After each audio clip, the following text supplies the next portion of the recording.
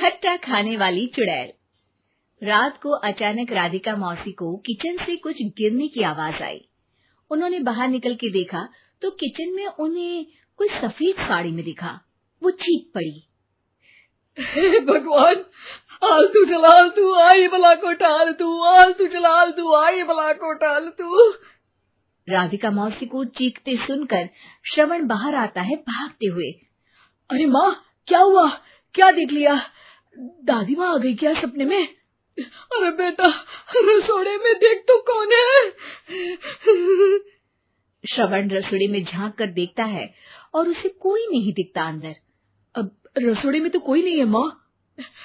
कोई सफेद साड़ी में नहीं है क्या? नहीं माँ, कोई भी नहीं है। चिल्लम चिल्ली की आवाज सुनकर काजल भी वहां आ जाती है। अब क्या हो गया माँ जी? अरे बेटा, रसोड़े में एक चुड़ैल थी सफेद साड़ी में। अरे क्या कर रही थी वो अंदर? अरे बताया नहीं, कल आएगी ना तो पूछ लूंगी। चुड़ैल जी, आपका क्या प्लान है?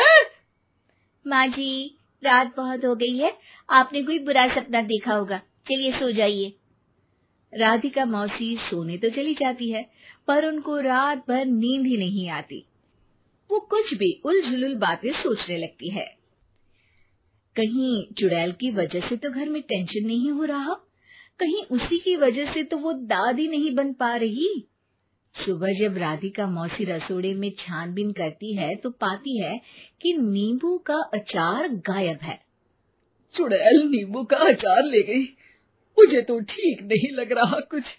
चुड़ैल को भी पता है कि जिंदगी का असली मजा तो खट्टे में ही है। राधिका मौसी झट से श्रवण को फोन कर देती है। बेटा, मुझे समस्या समझ में आ गई है, हमें एक तांत्रिक की जरूरत है। अरे क्या बोल रही हो माँ, तांत्रिक की क्या जरूरत है? आप पूजा पाठ तो कर ही रही हो ना। आलतू जलालतू मंत्र सारे फालतू जैसे कुछ मंत्र पढ़ो, चली जाएगी अपने आप चुड़ैल। अरे नहीं बेटा, कभी चुड़ैल को कम नहीं समझते। अरे तुझे पता भी नहीं चलेगा कि कभी वो छल करके काजल की जगह घर की बहू खुद बन जाएगी। क्या माँ, कुछ भी बोल रही हो? कहाँ काजल और कहाँ चुड़ैल? वैसे एक बात बताओ, काजल को अगर गाने के लिए बोल देना तो चुड़ैल काजल की आवाज सुनकर घर तो क्या धरती लोग छोड़कर चली जाएगी। तुम ना पढ़े लिखे बच्चे हर चीज को मजाक समझते हो। तुम रहने दो, मैं खुद ही तांत्रिक को बुला लेती हूँ। अच्छा सुन, शाम को इमली लेके आना। क्या है कि चटनी खाए बहुत दिन हो गए है ना? नहीं माँ, इमली तांत्रिक से ही मंगवा लो ना, आटा वगैरह भी उसी से पिसवा लेना। देखो मुझे काम करना है। श्रवण रात को कई तरह की सब्जियों के साथ माँ के कहने पे चटनी के लिए इमली भी ले आया था, लेकिन राधिका मौसी के दिमाग में अलग ही फिल्म चल रही थी। उन्हें अब सिर्फ शक ही नहीं यकीन होने लगा था कि शायद चुड़ैल ने श्रवण पर अपना जाल बिछा दिया था, जिस वजह से श्रवण उनकी बात ही नहीं मान रहा था। पर कोई नहीं, आने वाली रात में राधिका मौसी खुद तैयार हो गई चुड़ैल को पकड़ने के लिए। रुद्राक्ष की माला, तुलसी का पत्ता, हनुमान चालीसा सब हाथ के पास ही था, बस चुड़ैल का इंतजार था।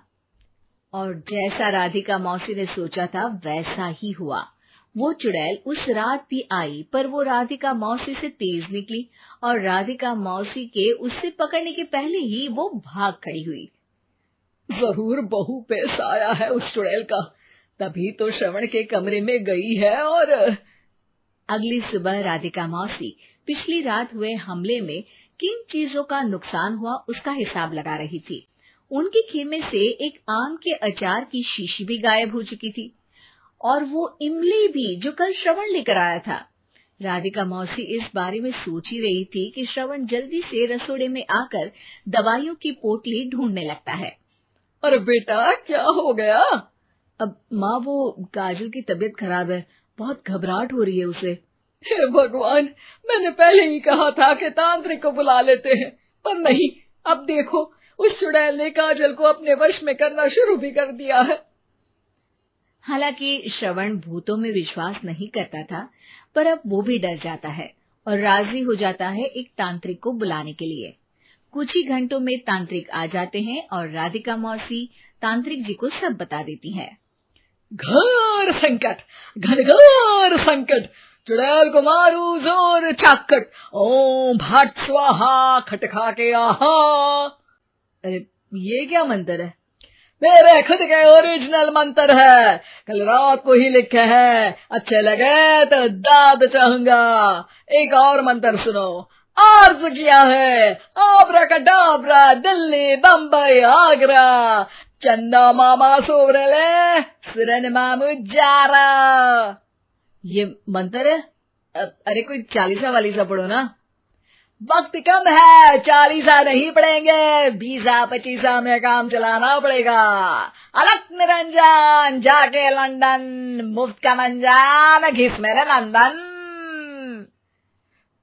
अरे जल्दी करो तांत्रिक जी, जल्दी करो। तांत्रिक अपने उल झलूल मंत्र पढ़ने लगता है। श्रवण को तांत्रिक पे शक होता है। वो अपने एक डॉक्टर दोस्त को कॉल कर देता है ताकि कोई अनहोनी हो तो इमरजेंसी में चीजें मैनेज हो जाए। तांत्रिक धुनी रमाता है, जिसकी वजह से कमरे में काफी धुआं हो जाता है और जिसकी वजह से बहू की घबराहट बढ़ जाती है। अब भागेगी चुड़ैल। हाँ। बहू खांसते हुए धुएं से बचने के लिए बाहर चली जाती है। अरे भाग रही है, भाग रही है। पीछे पीछे श्रवण भी जाता है। बहू एक सोफे पर बैठ जाती है। तभी डॉक्टर दोस्त आ जाते हैं और श्रवण को पानी लाने के लिए कहते हैं। थोड़े चेकअप के बाद डॉक्टर कहते हैं, मेरे हिसाब से जाप का काम पूरा हो गया है। क्या मतलब? अरे कुछ भी नहीं माँ, कोई चुड़ैल नहीं है, खुशखबरी है, अब दादी बनने वाली है। मगर वो सब अचार के डब्बे। श्रवण दोनों अचार के डब्बे अपनी माँ को दिखाता है, जो कि उनके बिस्तर के नीचे छुपे हुए थे। आपने सही बोला था माँ, वो चुड़ैल काजल ही थी जो खट्टा खा रही थी। हमें कल ही पता चला, पर हमने आपको ये तांत्रिक वाला काम करने दिया ताकि आपको भरोसा हो जाए कि भूत वगैरह कुछ होता ही नहीं। अच्छा अच्छा, ये तो बड़ी खुशी की बात है, पर बेटा मुझे एक झाड़ू तो ला दे। क्यों माँ? ये तांत्रिक का भूत उतारती हूँ मैं। अब तांत्रिक राधा मौसी के डर से घर से भाग निकलता है और राधा मौसी उसके पीछे भागती है। अरे संकट ये घनघोर है, तांत्रिक मुआ चोर है।